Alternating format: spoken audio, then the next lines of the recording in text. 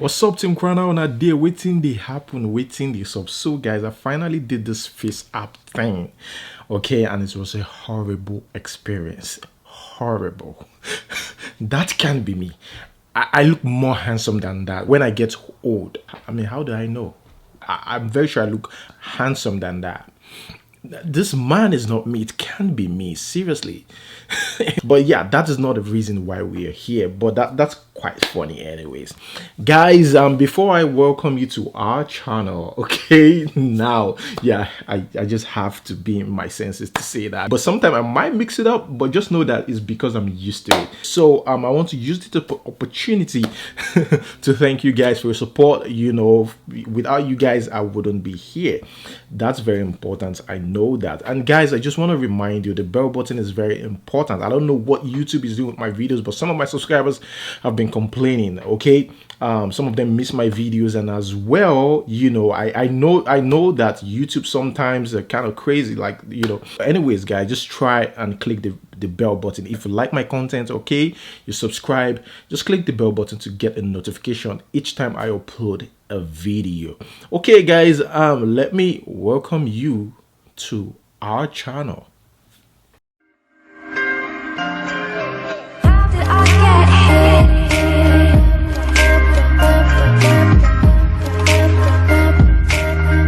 Let us first talk about sport before we get into politics. Okay, here we have Igalo. Igalo retires. Okay, finally hangs the boots. He's no more a player of the Super Eagles. I mean, he has tried with 35 games and 16 goals. So Igalo has, you know, really tried. He did his best, and that's amazing. And Algeria crowned African champions. Congratulations to Algeria. Algeria won the African Cup of Nations. We came third. It's not easy at all.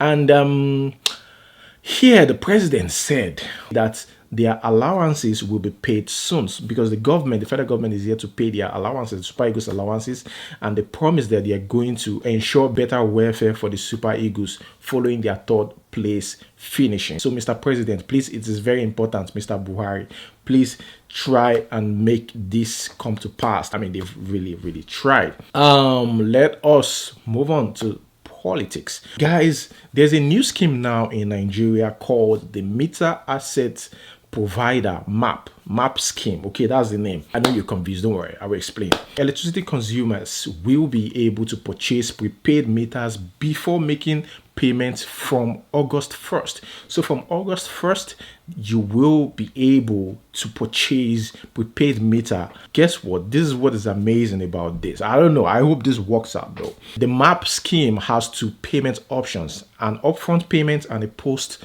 payment alternative. Not only that, the customers will be able to pay in installments through a monthly service charge fee for between 1 to 10 years. Not really bad. Companies under this scheme will be in charge of distribution and supply of meters. All right. Yeah, this is good. This is, like, you know, a step forward. But again, we need electricity, not just the meter. Really not bad, but I would like to hear from whoever, you know, is using it, not the government. So let us wait after August 1st, then I can ask anybody how is it and blah blah blah. Moving on to the next one. Now, those people, okay, CNG, which is the coalition of the northern groups, have said that, you know what, Fulanis, you guys seem like you guys are in trouble because these people are ready to kill any Fulanis or any northerner.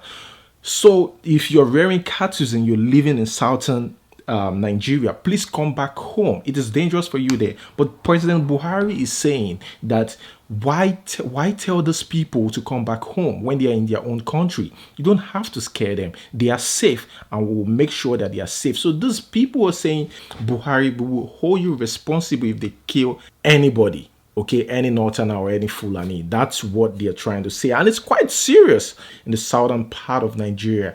After the death of the daughter of the Yoruba leader, like the daughter of the Afenifere leader. Now, not only that, Asari Dokubo of Niger Delta said that, you know, they will not surrender one grain of sand from their land to anyone. So that's what Asari Dokubo is saying, that we'll give it all it takes, and if it's war, we'll give it war. And Showore is saying that Nigeria needs revolution, not war. And we are calling on all of them, wherever they may be, that we better do this one time so that we don't have to do it in pieces, because we find ourselves in pieces the way things are going on. Nigeria is on the precipice. So to avoid war, let's go for revolution. Instead of going for a prolonged war, let's go for one-day action that will save our country. Moving on to the next one, and here is where we begin our entertainment news. Like I said, the reason why I've taken it upon myself to start talking about politics, or including politics in this, is majorly because of our youths, so they can know what is happening and not just entertainment. I believe I've said that before. I just want to say it again for those of you that are kind of confused or still confused. Okay, here we have Biglo. Biglo still need our help. Okay, I remember in one of my videos I put a link that you can use to go donate and help this guy. Both kidneys are gone, so he needs help. He needs to be flown out of the country for treatment, I think to UK. He has a GoFundMe page. I put a link in my description in the last video. I'm gonna do that again in this video. Just check down below and donate, help this guy. But he did a new video just to thank everyone. Now, I just got this report, about Timi Dakolo. Timi Dakolo saw some, some strange men outside of his house, took a picture, posted it on social media, and it's found out later, we all found out that these men are the policemen. And it's very funny because these guys are armed men sitting outside of his house with a van. They actually, wanted to invite him for questioning, but because you want to invite someone for questioning, why do you have to create threats? I don't really understand. It is very easy for you to invite somebody without creating like some kind of crazy scene outside the house. I mean, it's very funny. But yeah, so that is it. And you guys know what has been going on with Timi Dakolo and the Koza pastor. Timi Dakolo was kind of disappointed, and he said that they have already tendered a statement and asked the government to come in on this. They did nothing about this until now. And the funny thing is, he is the one being called for questioning and not even the accused. That this is a disgrace. Yeah, he screenshot the invitation and all that that the police gave to them, but he said his lawyers are taking care of the case. Let me talk about what has been going on recently in the entertainment world. It was a big thing for Wizkid and the other artists. Burna Boy, they had the opportunity to work with Beyonce. She featured them on her new album Lion King, and the songs finally came out. Shatta Wale from Ghana is also there, and Wizkid's song with Beyonce was like the big thing. Like out of all the songs, it was the big thing, trending all over in UK, in Nigeria. The title of the song is Brown Skin Girl. And guess what Nigerians are saying? The Nigerians are folding their hands and saying like, what, we await Grammy nominations for our Nigerian artists, because this lady featured Nigerian artists. And of course, we hope that some of these songs that Nigerian artists were featured on get nominations and also even win the awards. That's what we hope to get from that. I mean, this is an achievement, not just for people like Wizkid, Burna Boy, or the artist. It's an achievement for Africa. You can call it whatever you like, but even though we feel like, oh, maybe Beyonce is using us, now they are beginning to see the resources, the talent that we have. They are beginning to appreciate it, and they are beginning to see the light, in this young African artist. So that is a positive stuff. And Davido, of course, it wasn't featured at all, but he congratulates Wizkid and other Nigerian artists that were featured on that album. He said here, "Congrats to all my brothers and sisters involved in this project, one for the books." And because Davido has been getting a lot of backlash from people, oh, you're not featured, you should be ashamed of yourself, you should be this, you should be that, frog voice, who would. It's a shame, that we have to say that. The only thing you can do is celebrate greatness and achievement. People bashing Davido and laughing at him because he wasn't featured. It's just not, for me, it really doesn't make sense. Guys, this recognition is not about Wizkid, it's not about Burna, it's not about Mr. Easy or anybody featured on that album, but it's about Africa. We all should celebrate. We are breaking boundaries that will affect all of us, including Davido. So it's affecting everybody. Everybody will enjoy in this. The fact that the world is beginning to appreciate our talent. Okay, guys, here I would like to make one thing clear. All right, in my last video I talked about Ghana Nigeria relationship, all right, in the entertainment industry, where I said Afrobeat was in Ghana before Nigeria. And seriously, guys, some people sent me a message that they didn't expect to. They didn't expect me to say that as a Nigerian, that's disrespectful, not just to Nigeria, but to Fela's legacy. This is not a disrespect to Fela. Okay, this is history. If you don't know what I'm saying, watch my last video, you understand what I'm trying to say. So I can't disrespect Fela. Fela is our pride in Nigeria. Fela is a legend. He died fighting against the government. In fact, if a Nigerian disrespects Fela, is not a true Nigerian. That's what I believe. Because Ghana is not my country doesn't mean I should give wrong information. And seriously, I didn't see that as an achievement for Ghana. Seriously, I didn't see that as an achievement for Ghana. Okay, for those of you that are sending me messages saying you're disappointed, I don't see it as an achievement. All right, I don't even think Ghanaians are proud of it. Now, here's the truth. Okay, for those of you that don't know, just pay attention. Here's the truth. I think there's a misconception. That's why I want to say this. And I'll try as much as possible to break it down so most of you can understand. I know not everybody will understand anyways. The origin of Afrobeat was traced to Ghana. It started in the 1920s to 1960s. At this point, the name Afrobeat wasn't in existence. Okay, note we're talking about 1920s to 1960s. The name Afrobeat wasn't in existence. They just play and enjoy music, but the type of music that they do was Afrobeat. Note, it was Fela that gave it the name Afrobeat. So it's okay if you say Fela pioneer, is the pioneer of Afrobeat. It's okay, like you're kind of right. All right, but just listen. Now, during this time, 1960s, Fela was working with Victor Olaiya. Victor Olaiya is a popular musician in Nigeria, but Fela has this spirit of activism and a dream chaser. He's a dream chaser. He wants to make a difference. He wanted a change in the entertainment industry, and not just in the entertainment industry, but Nigeria as a whole. So he went to Ghana. Now, Fela traveled to Ghana in 1967 to discover himself. That was when Fela called his music Afrobeat. He was the one who named it Afrobeat. So technically, as a Nigerian, like I said before, if you say Fela is the pioneer of Afrobeat, you're right. He also made it mainstream, made it popular. Now, here's the reason why I said Ghanaians can't be proud of it. Let me give you an instance or, a scenario or an example so you understand what I'm trying to say.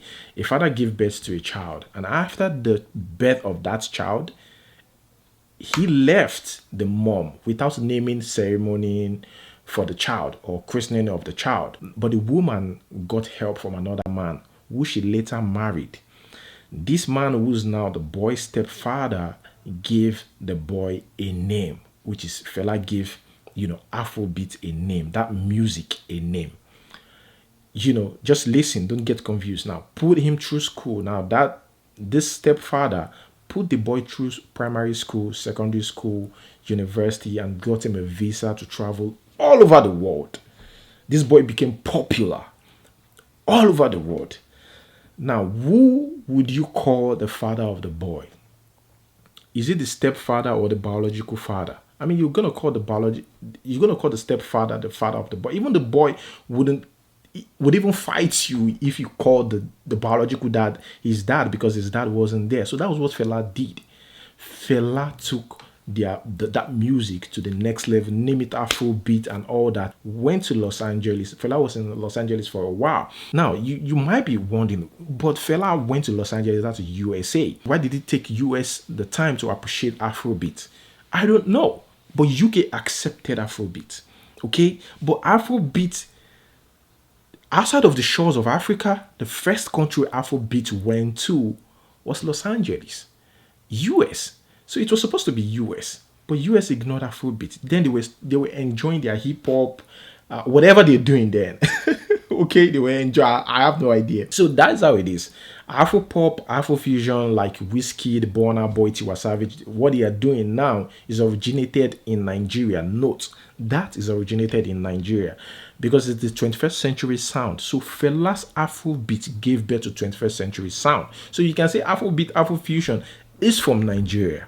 Okay, Afrobeats, the one with S, is different from Afrobeat. Fela got Afrobeat, but Afrobeat came from Afrobeat.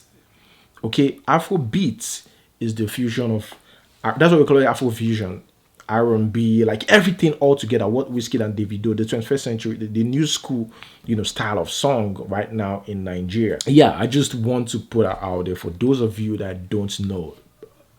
We can agree to disagree. It's okay. If there's I don't know it all. We learn. I also learn from my from my subscribers. If there's any mistake I must have made or you think I made, you can also let me know in the comment section below. I'm ready to learn, trust me. Okay guys, Genevieve in the new movie called Farming. Okay, I saw the advert. I kind of like the the preview. I don't know if it's a good film, but it's actually this guy Akinwoye, who is in Lost. He's a Nigerian guy, by the way, but he was also starred in Lost, the movie. Some of you watch Lost, back then. So this is a new movie coming from him. He's also the director, I think, and he has a story about him. And I watched his interview as well, so I'm even shocked that Genevieve is actually in that movie. Like, I will be waiting to watch that, but it's gonna be in cinemas in October 11. So where we were placed was the first time they'd ever seen black children. And so every single day I'd go out just up the street, I was terrorized by skinheads. And so my foster father, who was a truck driver, was in the army. He basically said, look, this is how it's going to be for you. He said, if you go out there and fight them or you take a beating from me. And he pushed me out at 9 years old and just shut the door.